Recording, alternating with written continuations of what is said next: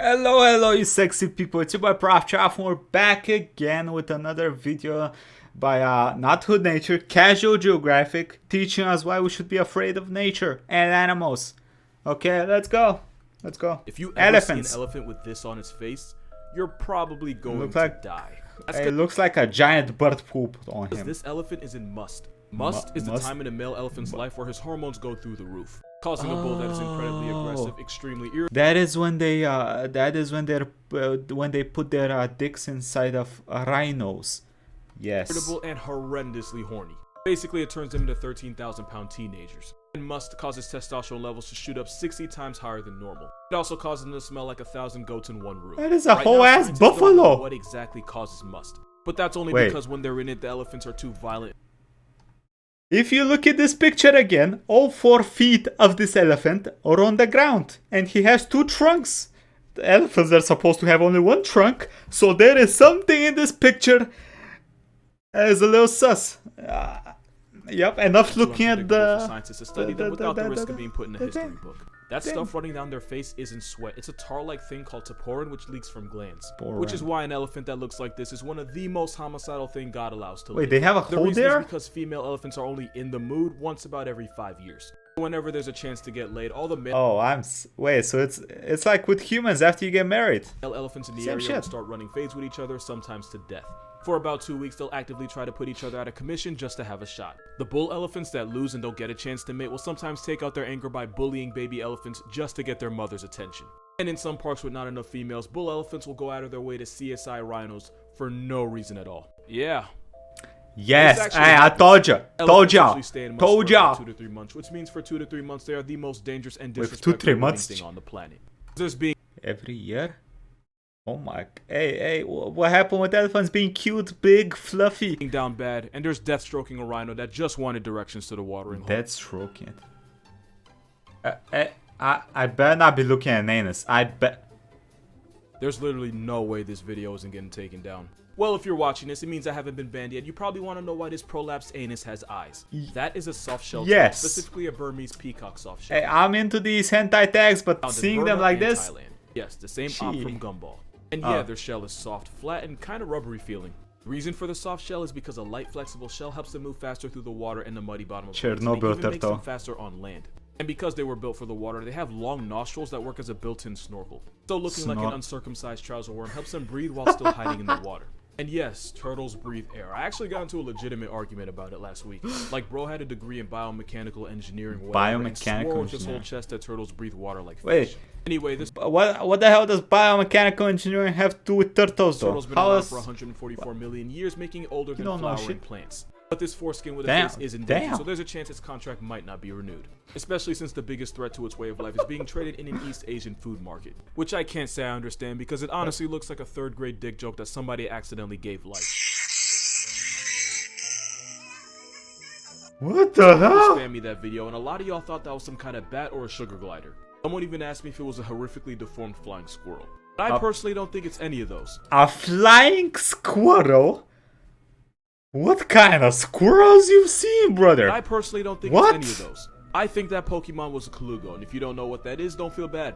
Most of science doesn't either. They're called flying lemurs, but it turns out they're not lemurs. In fact, they're not even primates. They're just related.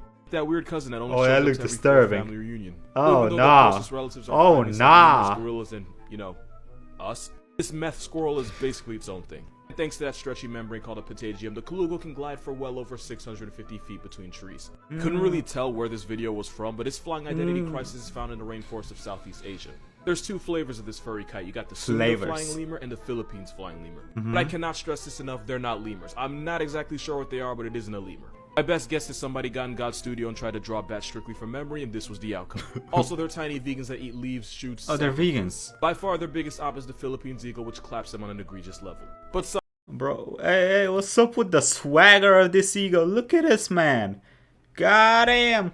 Boy, you looking fly as hell. On an egregious level. But somehow they're not endangered, so I guess this hammock puppy's doing something right. I'm gonna say some things and it might upset people, but it has to be said. I really think Christopher Columbus at least 1 manatee in his life. Bro was at sea for what, 7, 8, 9 months, and what he thought were 3 mermaids in the Dominican Republic were actually 3 West Indian manatees. I guess if you look at their skeleton, you can kind of see how that happened. No. Also, West Indian manatees can tip the scales at 1,300 pounds. So I'm guessing they were just what kind of women was Columbus around? Jesus really Christ. body positive back then. But not that positive, because Columbus actually wrote that he was disappointed that the mermaids weren't as beautiful as streets told him they would be, especially since their faces had too many masculine features. I mean, I guess. Yeah. Like, disappointed doesn't mean he didn't see it through. So this last fact, dear God. Wait. Apparently a manatee's vegeta is more anatomically similar to that of humans than any other animal. I don't even know how many laws or manatees got violated. That sentence means that whoever said that has tried the manatees and has tried every other animal. I for such a fact to we'll stop overthinking it. But I'm not finna research it because that's one list I do not need to be on. Yeah. But when you put all the pieces together, if Christopher didn't pipe a manatee, an attempt was certainly made. Since manatees are too unbothered, it probably just let it happen. Columbus didn't discover America, but he might have discovered Rule 34. He came, he saw, he made conquered. It. Just not in that order. You really don't have to see it through, my boy. And now that I think about it, that llama story suddenly sounds a lot more real. What's llama story? Bless America. What?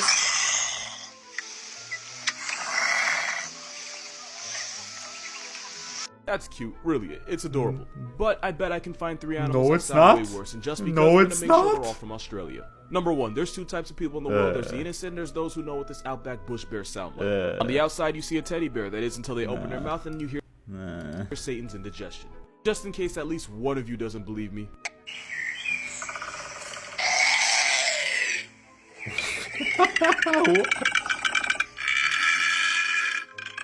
Okay, if I was alone in the dark in a forest late at night and I heard that shit, I believe in ghosts, werewolves, and everything else.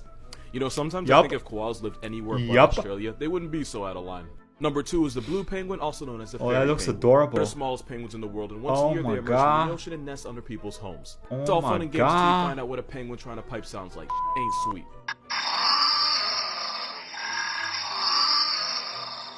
Sounds like my father snoring.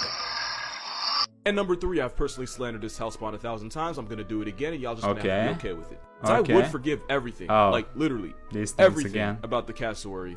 If they didn't sound like this. Yep.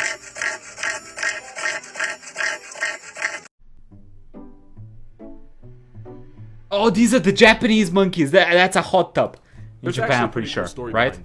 First of all, these are Japanese macaques, and no other primate lives in a colder neighborhood. Hey, I know shit sometimes. So they're like almost scary smart. For example, somebody once left a bunch of sweet potatoes on a Japanese beach, and one of the monkeys watched a woman wash her food in river water. The macaque said bet, and she started washing her food in the river water, and she would even dip the clean food in salty seawater just for taste. The rest of the monkeys watched her do this, and then copied it to the point where it was passed on from generation to generation. Yes, it was. That's basically what's happening here. Once in the 60s, during a freezing winter night, a female macaque named Takiwa saw a bunch of people relaxing in a hot spring. She said say less, and she joined, and she just kept going back. And just as you'd expect from monkey society, the others saw her and copied her, basically using the spring as a natural hot tub. Today you can find these snow monkeys taking baths not only to stay warm but to lower their stress level, because self-care is essential. So much so that in some places you can share a spring with a monkey. Just keep your phone in your bag because they will steal it and you won't be able to do anything about it. Moral of this video. Hey, I don't have one, but tell me, gotta beat your cock. This picture ain't vibe. Or If you my struggle cock. with anxiety, you and this animal actually have something in common. This underwater unicorn is a narwhal, and as painfully shy introverts, they can get panic attacks so bad that it kills them. And it's all because they live in hell with I AC, thought they were so have scary. a naturally low heartbeat to avoid losing heat and to slow their metabolism. You actually would do the same thing. If you were to take a really cold shower, your heart would slow down and you would find yourself taking deep breaths because of something called the mammalian diving reflex, which is why a narwhal's heart only beats about 10 times a minute. The problem is when a narwhal's afraid or stressed, their heartbeat actually slows down even more. A scared narwhal's heart might beat only 3 to 4 times a minute. Damn! Which is bad. Because while the narwhal's freaking out and trying to swim away, its heart is doing the exact opposite of what you would want a heart to do. Which is why it is very possible for a narwhal to die from a panic attack. Good news is, narwhals aren't afraid of a whole lot of things. The bad news is, most are terrified of us, which makes it difficult to study them because just the sight of us can possibly send them into a panic. So if you have anxiety and you'd rather go shopping for your own casket than interact with people, maybe you're not weird. Maybe you're just a narwhal. Animals that you wouldn't believe were real if cameras didn't exist. What? This is what kind of Pokemon deer with vampire deer? It's real, and it's a musk deer. It's technically not even a real deer, and even though it has Dracula's teeth, it's a vegetarian that eats mostly lichen. This hell Bambi uses those tusks to fight and flex for females. Adorable, the teeth, the more attractive they are to the lady deer. Basically, they use those fangs for the same reason normal deer use antlers, for running fades and finding females. They also mark their hood with musk, and people often hunt this deer to use their musk for perfume because why the wouldn't we? This is a stock-eyed fly and proof that even evolution runs out of ideas. Its eyes are social distancing. Its glasses would need a passport. And like almost every questionable thing in nature, if you ever see something that doesn't make sense, it usually has something to do with getting laid. These hammerhead flies will size up and compare eye spans. Not even kidding, the males get into eye stalk measuring contest, and whoever has the longest stalk has the best chance at pulling females. Nature, why you like this? Long distance relationship is because the females have a really weird preference. And now we have the Saiga. I've watched not 1 second of it, but I can look at this and confidently say it looks like Star Wars, and I don't know what makes me say that. You can find the Saiga in places like Mongolia, but there's only about 50,000 of them left. That nose job helps them by filtering out the dust from the air that they breathe. In the winter, that nose heats up cold air before it gets to the lungs, XQC. It also makes them the cutest type of ugly. We gotta protect this Squidward pony at all costs. This little guy actually has 3 eyes. This dude is a tuatara, and it's found in New Zealand, which is really just Australia's nerfed little brother. Where's the third eye? It's not even a lizard, it's the only living member of a family that was around 200 million years ago, which basically makes it a walking fossil. Its third eye is on the top of its head, it's called the parietal eye. You can only really see it when they're babies because when they're first born, there's a translucent part of their skull that makes it almost see-through. The third eye comes from a gland called the pineal body, which is attached to the brain. Even though it is an eye, they don't see out that eye the way we see through ours. Instead, the tuatara uses that third eye to absorb ultraviolet rays and make vitamin D. They also use it to detect light because a tuatara is nocturnal, meaning they're only active at night. Except for the babies, they're active during the day. But that's only because the adult tuataras are cannibals that would put the hatchlings on a shirt if they got the chance. But if they don't get turned into a pet, the tuatara has a lifespan of about 60 years, and some can even be around after 100 trips around the sun. Meaning if you get one as a pet, it could live long enough to be at your funeral. Absolutely nothing about this Jurassic reject makes sense. But I'ma let it slide, only cause they're cute. I don't know. I don't really find lizards that cute. What do y'all think about that, disabled dragon? You find lizards cute? Let me know in the comments. Jesus Christ, okay, this is pretty wild, brother. Anyway, if y'all want to see more Hood Nature reactions or casual Geographic reactions, check out playlists I have right here. Quick thank you to the YouTube members and Patreons. Thank y'all for the support and have a nice day, everybody. Bye.